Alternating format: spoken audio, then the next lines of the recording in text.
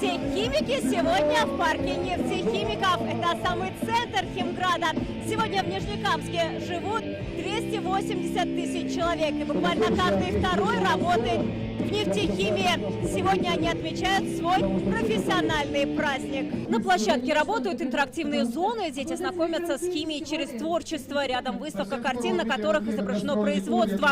На велошредере можно переработать пластиковые крышки. Поздравить нефтехимиков в город приехали раис республики Рустам Минниханов и руководство Сибура. Сегодня мы чествуем химиков, которые своим упорством и самоотверженным трудом вносят значительный вклад в развитие промышленного потенциала нашей страны. Татарстан всегда славился своими научными достижениями, инновационными разработками и перспективными проектами в области химии и нефтехимии. Нефтехимия – важнейшая отрасль экономики Татарстана. В ней трудятся больше 50 тысяч человек. По итогам прошлого года нефтегазохимические предприятия выпустили продукцию на 2 триллиона 800 миллиардов рублей. Это 60% республиканского объема производства. Увеличили объем выпуска автомобильного бензина, дизельного топлива, удобрений, метанола, шин, резинотехнических изделий, технического углерода, эластомеров.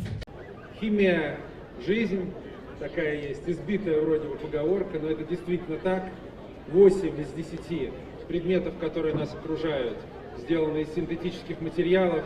Мы точно, совершенно, ежедневно, во многом даже ежеминутно встречаемся с результатами работы той отрасли, к которой, я уверен, большая часть здесь присутствующих относится. Я поздравляю вас, хочу сказать слова благодарности за те успехи, которые есть у нас совместные. Лучшим нефтехимикам вручили награды. Здесь и молодые специалисты, и ветераны отрасли. Для всех нижнекамцев большая концертная программа, барабанное шоу, выступления творческих коллективов Нижнекамск нефтехима. Кульминацией станет концерт популярной группы Гаязов Бразерс. Праздник завершится салютом. Вероника Гайнутдинова, Лисан Саитова, ТНВ Нижнекамск.